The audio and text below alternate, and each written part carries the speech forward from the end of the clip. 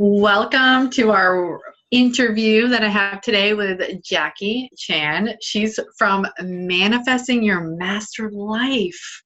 We're going to have an epic conversation today about manifestation and really about whatever comes up because we can do whatever we feel like. And so the coaching program that, Jackie does, I just said was Manifesting Your Master Life. And we are going to have this conversation today. So let's do it. I'm dying to know so many things. Like, I can't even, oh my gosh, I can't even tell you. So, Jackie, let me introduce myself first, and then I'll let you introduce a little bit more about you, which would be great. And then we can go into the questions. So I am Hope Bockus, and I also run a coaching program to turn first-time clients into forever clients. And so you can always look me up. You can look me up. The name of my company is Touch Talks. I've been doing massage therapy for over 15 years, and I've been teaching students how to massage for over 13 years. And so I love that. I love being part of their journey, being part of seeing how that unfolds for them. And I decided to get into the coaching program that I'm doing because I love seeing my students have complete success way beyond the skill set of what they learn in the classroom. So that's really my passion. It's where I put my stake in the ground, and I will continue for the rest of my life being super passionate about making sure that massage professionals are able to get out there and put their stake in the ground and come from an authentic voice for themselves and be able to show up in the world. So that's enough about me. Miss Jackie, let's hear about you. Well, first, I have to say, I love that you're doing what your soul is meant to do. I love that you've manifested these things in your life and you are driven to continue them, because it's such an incredible thing to see people who are feeling fulfilled and full from everything that they're doing because they're on the right path. So I love seeing that. So thank you for having me. And I'm really excited to be here. So I have a program, Manifesting a Master Life, and it's basically the idea that what we discussed already a little bit of. I want people to be living what they're meant to be living, what their soul has been screaming out for. A lot of the times we live life being told, you have to finish school, go to university, finish college, then go, get a full-time job, get a house, get married, have kids. There's these stages that we're supposed to have to feel accomplished. But in reality, not everybody's meant for that. Some of us are, and that's great, but I definitely was not. And I really struggled because I didn't quite fit in that mold. And over time, I started to realize that what if there's more? What if I need to do what I need to do, what my soul's telling me to do, my inner voice? And so through a lot of work and an amazing life coach I had, I realized, oh man, I need to teach other people how amazing they are and how they could be doing what they need to be doing, what they're meant to be doing in this lifetime. And so I developed the Manifesting Your Master Life program because I want women to be just as fulfilled and empowered as I am. And one of the awesome things is, we work through breaking your blocks, recognizing what they are, and especially getting clarity of what we want, and moving through the stages, trying to get you to feel more confident, empowered, and to take action on what you really want in life. So that is something that I, as well, just like you, live for. I love it. The feeling of watching someone, the power go through them to gain their power back is such an incredible feeling. And it's almost like that proud mama bear moment where you're like, yes, yes. So absolutely. As a coach, I'm there to support and be the mirror and to challenge. And that's me in a nutshell. It's that feeling of total freedom. Suddenly you realize how much you were watered down and holding back. It's like being in jail, and all of a sudden you're not in jail anymore. It's total freedom of It's mind, body, spirit, everything. it's You're like, so wow. true. Yeah. And the energy, when you talk about being watered down, it's so true. I remember just prior to moving to Italy, I had nothing. I hit my rock bottom. I felt nothing. I didn't feel joy, sadness. I was completely drained from any energy, any feelings. And yeah, it was just because I kept fighting against what I was meant to be doing. Because Hmm. I had to get uncomfortable, I had to take risks, and I needed to really be true to myself. And that was really hard, that first move. So I completely understand what you're talking about. Yeah. So, one of the questions I've been dying to ask you is I feel like people hold back a lot and they limit themselves because we kind of have two voices going on in our head. We have that one voice that whispers, it's very, very light, but then we have that other voice that's loud and obnoxious, and it's like a child having a fit or something. Can you help us to at least understand the difference between those two voices, and how can we shut one down so that we can really listen more to what's authentic in us and what's our authentic being? Or maybe, I don't know what you call it. I call it inner wisdom. Hmm. No, I think any word we use is perfect because we all resonate with something different. So for me, I say my inner voice, and I can see two different things here. So we can look at two different perspectives. The first one is looking at the quiet whisper versus the loud one. Sometimes I find, if especially that little quiet voice is just a subtle, like a little push. And over time, if we don't listen to it, sometimes it becomes a little louder. And the Mm. signs around us start to fight against it and say, you're not listening. You're not listening. So sometimes I feel the inner voice could get louder. But I think in the circumstance you're talking about is the inner voice versus our ego. Mm. And ego is so funny because this has been developed since we were children. This comes from our first chakra, the base chakra, our safety, the things that we need to feel at home or safe and feeling comfortable. And it's funny because when we're young and you see it all the time in children, they listen to their inner voice. They have this inner knowing. There's an amazing video about these kids who try to pair adults together just by their instincts, and they're really good at it, and it's such a beautiful thing to see. But as we get older, because of all the things external telling us we should do this, we need to do that, we need to think about this, I find we push that inner voice further and further inside of us, and we lack the skill to trust and listen to it. And that's the key word, trust, because trust will bring out the listening. So what happens is our ego on the other side is what we're used to, the external, the society, the environment around us that's Mm. molded our thinking. And so what happens is, we react more. We tend to voice our opinions sometimes when we don't need to. And a lot of the times we find ourselves hitting a block and we can't figure out why or what happened. Mm. And so that loud voice is almost like well, we need to be doing this. We need instant gratification. We need this fixed right now. Yeah. Yeah. And I so call what it I call it like you turn into this dog chasing its tail. It's like you're doing something, so you think something's going to happen because you're spinning, spinning, spinning. and it's amazing because really it's just something we need to tweak. It's a little pattern that we need to tweak. And a lot of it just we need awareness. That's the Mm. first step. And so I find now, after everything I've been through, I feel my inner voice is a lot stronger. So it's not just a whisper, but it's a feeling.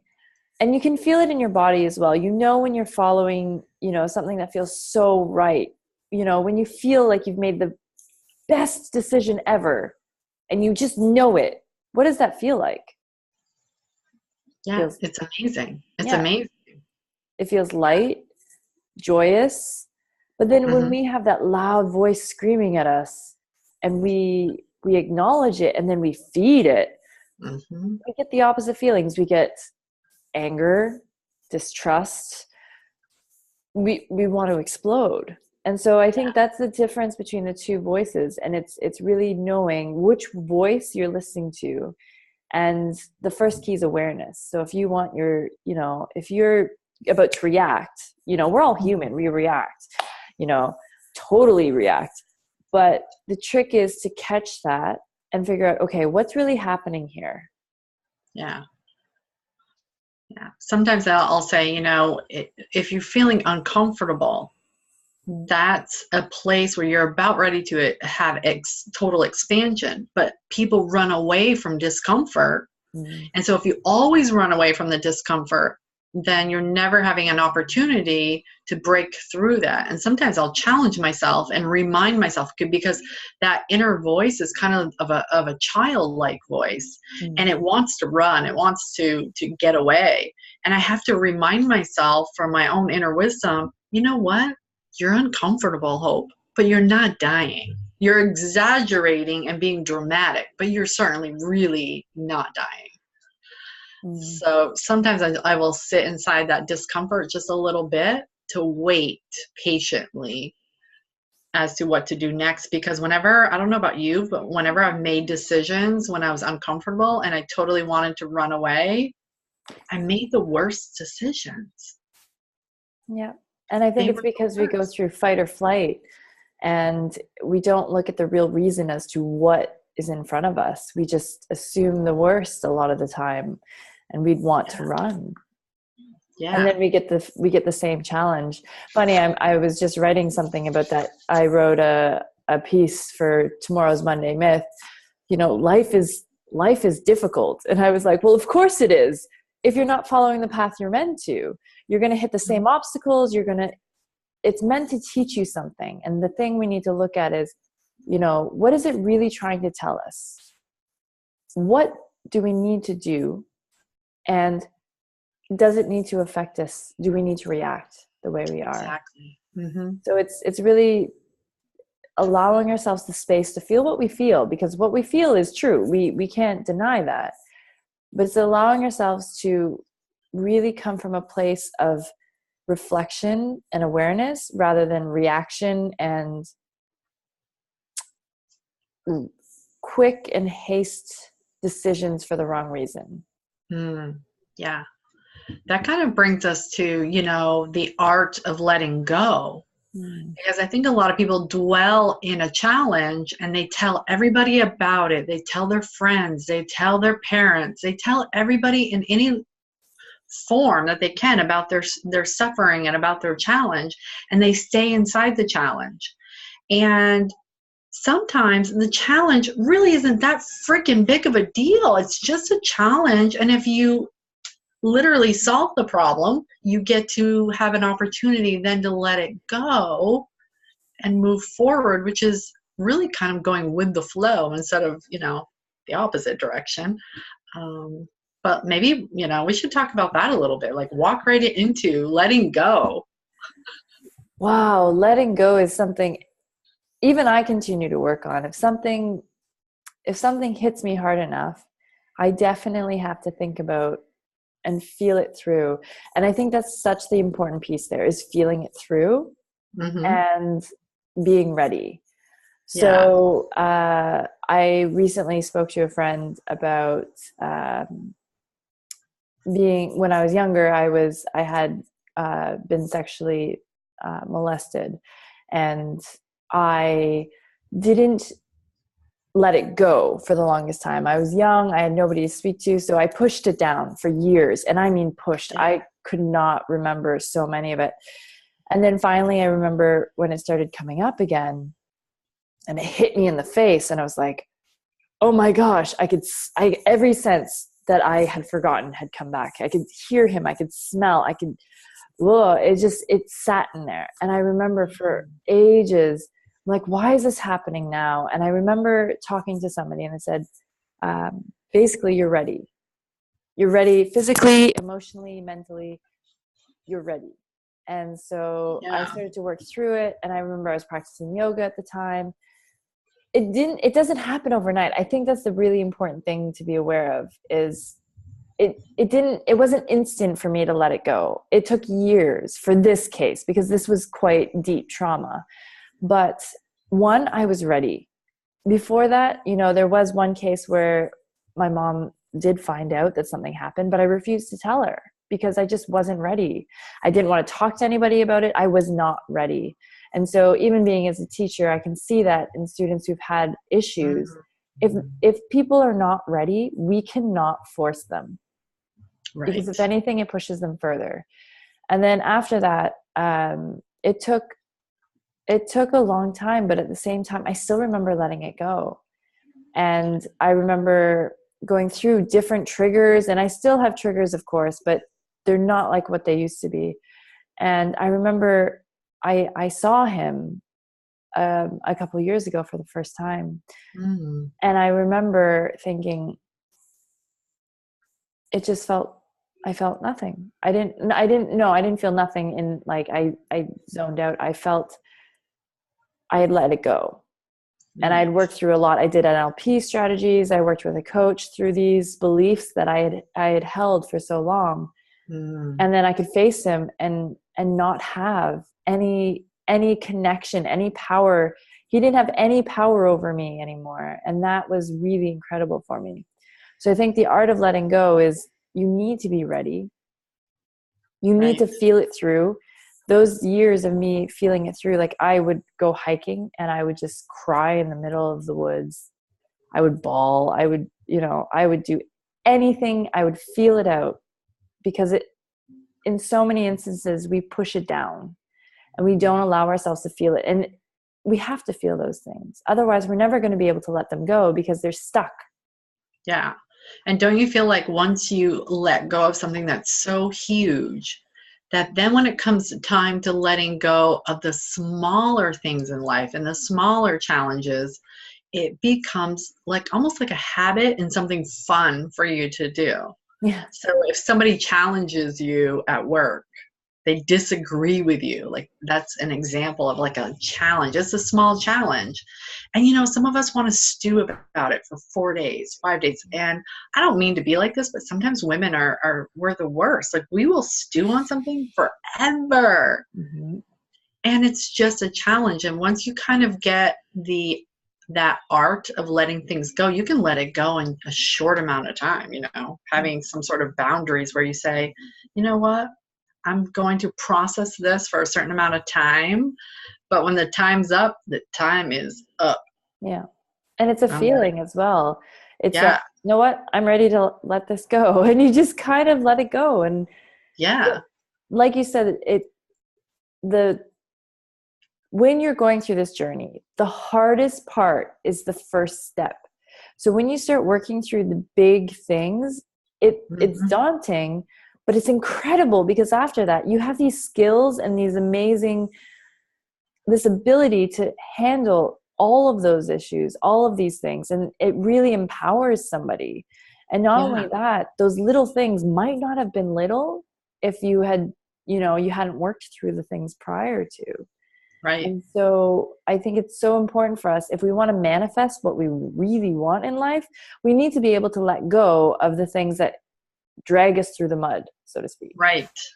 Because letting go is a huge piece of manifesting, because you're shifting the energy to let something go that's not serving you so that you can move into a place where you are manifesting the better things for you in life and the things that you truly, really want. So the art of letting go is a huge thing to manifest new things that you want to happen and show up in your world, to show up in your in your life.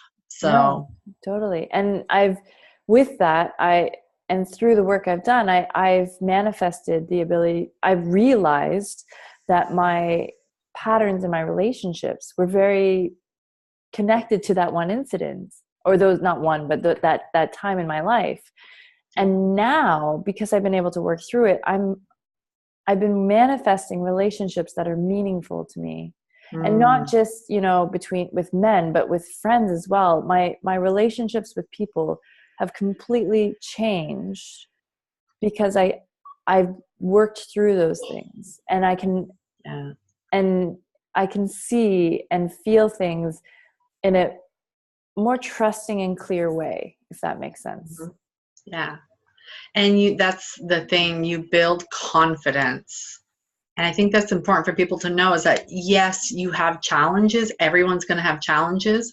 But as you learn the art of just leaning into the challenge, and then as fast as you can expedite a decision that can be made that can move it out of a challenge and let it go, then you can manifest something even better for yourself on the other end. And so I think that's just a cool thing for people to understand, really. Because it shifts the energy, and we could talk about manifesting and energy forever. I just love this conversation. So what do you think are 2 keys that people need to know in regards to manifesting something in their life that is currently not showing up for them? And I've learned a lot through the years, and what I feel like some people get manifesting and they're so good at it, and then there are people like me who stumble all over the place with manifesting and really struggle. Like I thought I had it figured out for a while, and then I realized there's a law of opposition, and I'm like, oh my gosh. So what is 2 things that people can do to get some things happening? Get them happening right now, showing up in their life. Well, that's it. It's the 2 things I'm going to say, and you're going to just say, I know. But by the way, do you like my cup? Oh, yes. Oh, I love unicorns. Sidetrack, but love. Always be a unicorn, man. And that's part of it is, so the 2 things you need to do when you're manifesting is you need to know what it is you really want. And the other thing is you need to feel it. And I'll explain the feeling thing in a sec. But I had a discussion with a friend before, and he's a yogi, and he had mentioned, manifesting is from the ego.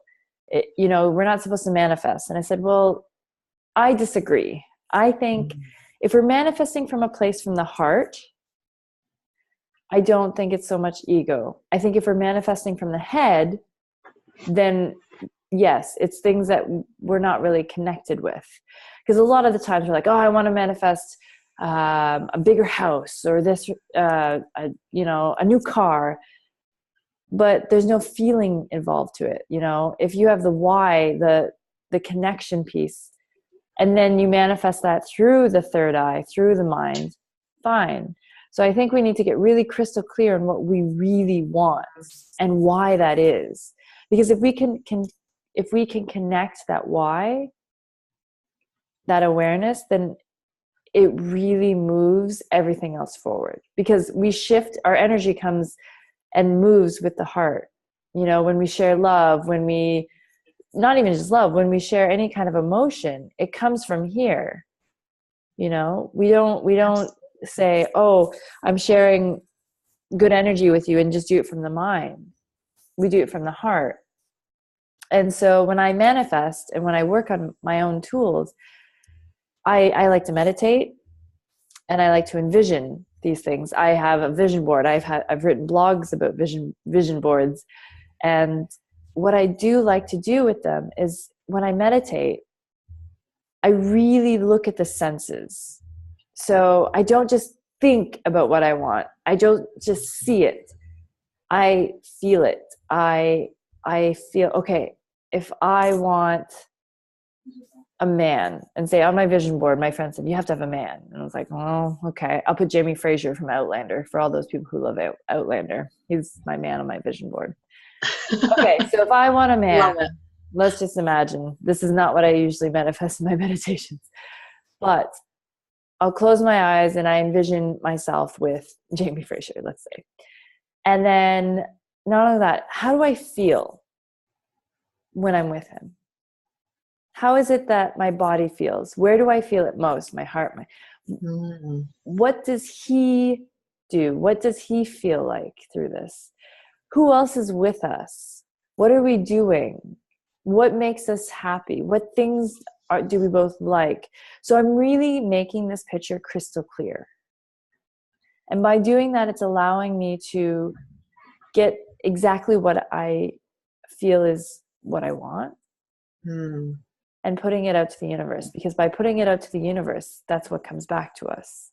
And then back to the circle, we need to work through those blocks, because sometimes those subconscious blocks that we don't really know of are, you know, what hold us back and causes us to follow the patterns over and over again.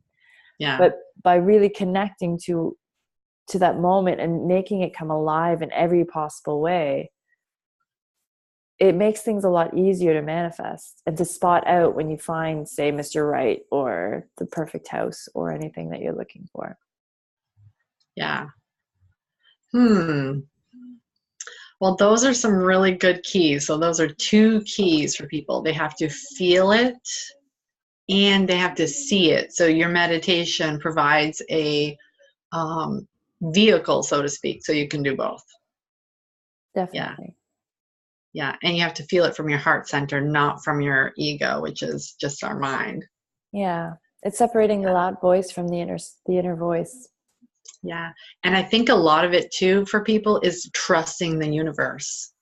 I think a lot of people try manifesting and they don't have a trust in the universe. They don't believe for sure to let things go out to the universe. And I think that's a huge piece of like not being able to manifest. It's like, well, what do you mean I'm trusting the universe? I don't even, it's hard for them to really let that go and say it's going out to some place that's completely awesome and safe. And chances are whatever's going to be provided back to me is going to be even better than I had thought or imagined.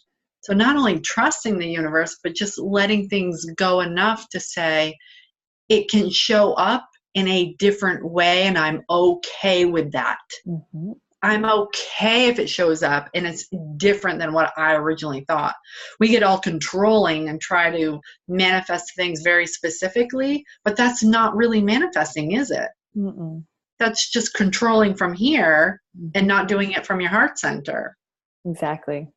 And I was talking to a friend about this because she's been working on her control problems, as she calls them, because she realized that she has to have control over every situation. And what she realized, lots of work. Yeah, and what she realized was everything kept hitting her in the face, and she gets so frustrated. And we kind of laugh about it now, but her September, she was scary.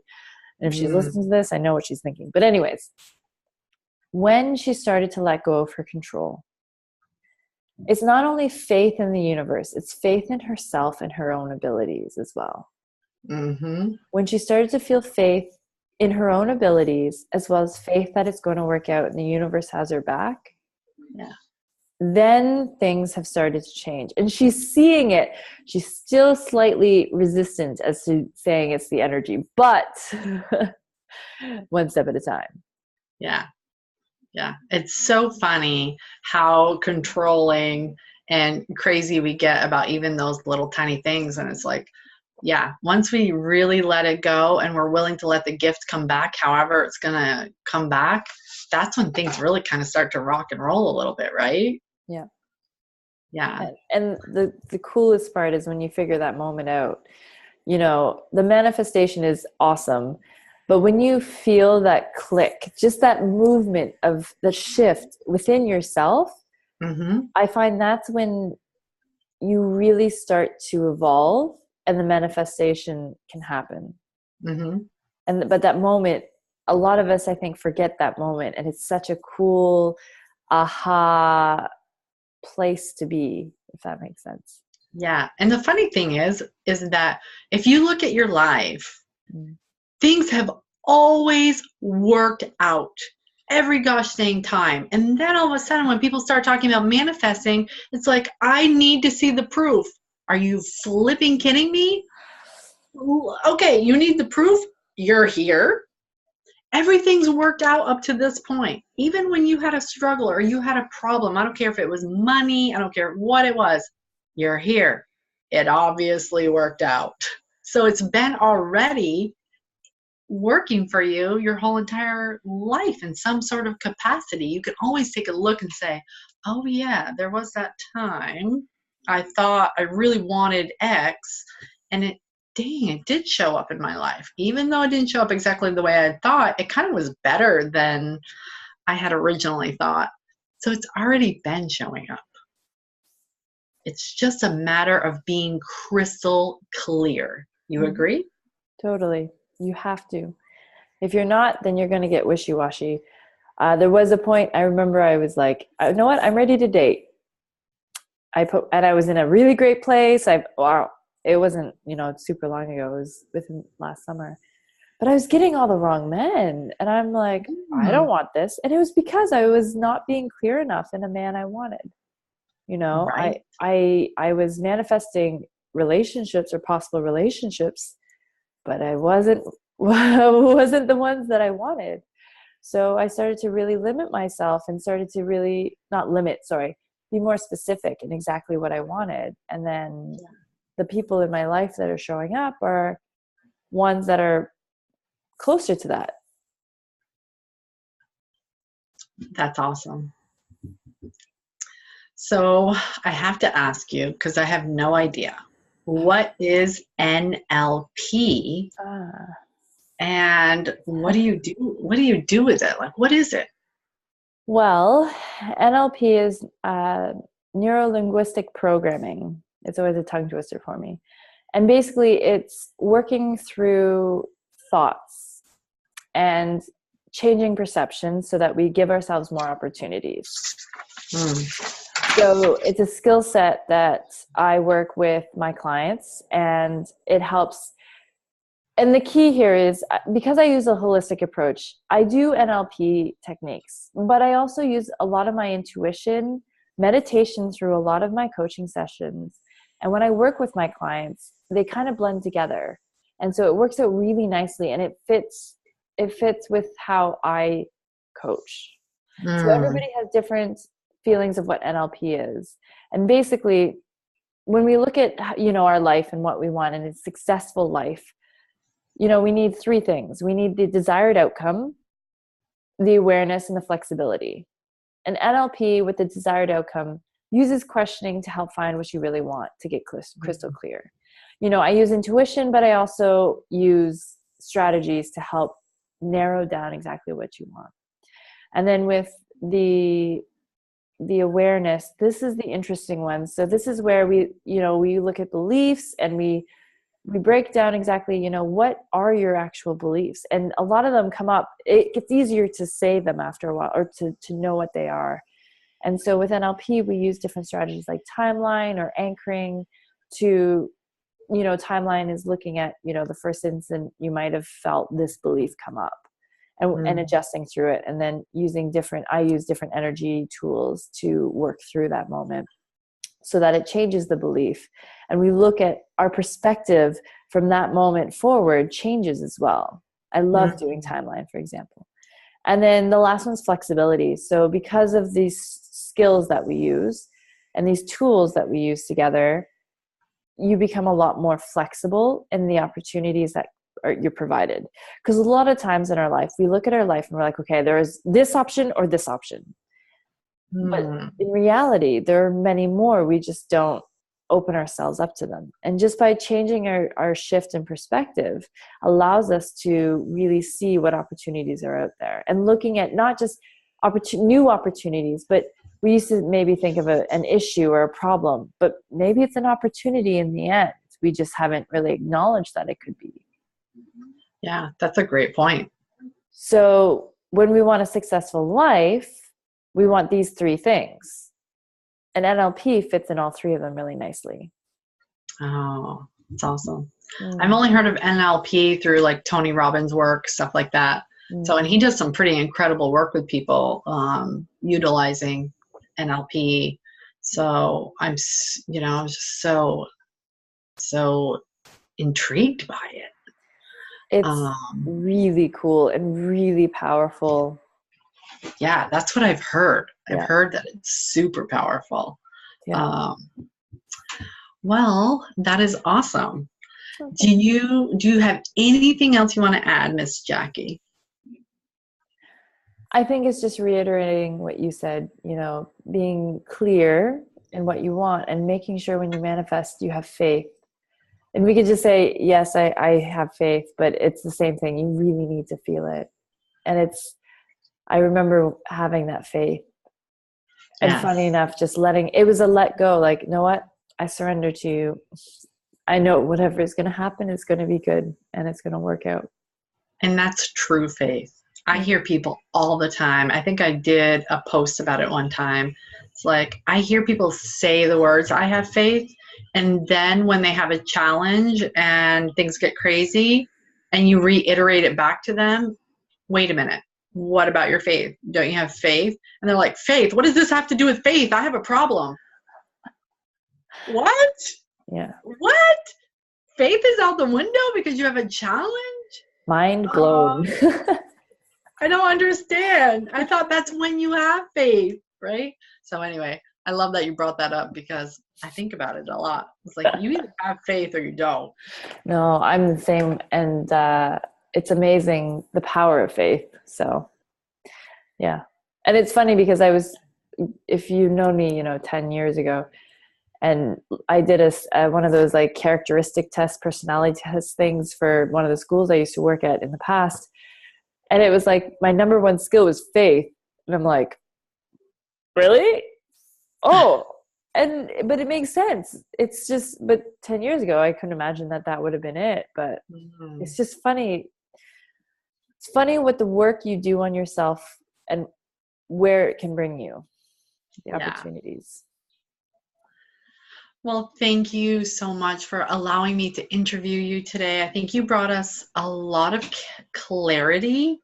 And I'm so grateful for that. And I love this whole conversation. I'm kind of hoping we almost do a second interview. I want to talk more about shifting energy so that even if you're not deliberately manifesting something, shifting energy to see things really showing up in your world as more of those opportunities and more of those good things. And a lot of people think about shifting energy or energy as something external outside of them. And I think we could do an entire video on energy and how shifting is not outside of you and how that it happens really within yourself. And we could do an entire conversation about judgment, judging yourself, judging others. A lot of times people will think, well, I don't judge other people. And then turn around 2 minutes later and say, I'm fat. It's like, no. If you judge within, you judge outside of you. And that is an energy, block and an energy thing happening. So we could have a whole conversation. Oh, I would love to. I love talking about energy. And that's why my business is called Energy Before Matter, because I really believe the energy is what comes before it comes into a physical thing. You're right. So, speaking, it's exactly, I have nothing to add to that because it's so true. It's within ourselves. Mm-hmm. And we forget that. We always look at the external, and it's so frustrating to see, because if you just change something in your current situation and how you're feeling or your energy or whatever that needs to be unblocked, it changes and shifts everything around you. Yeah. Well, let's do a second video. We'll talk about it after and see if we can set it up a time. And let's have some more fun because this is a blast. Definitely. And thank you so much for having me. It was definitely so much fun. I look forward to the next one. Yeah, absolutely. So this is Miss Jackie. She's from Manifesting Your Master Life. She's a coach. Please check her out. She can completely change the direction you are currently going in 2018. Do it. Just do it. Oh, thank you. And I'm so looking forward to our next chat. Okay. Ciao.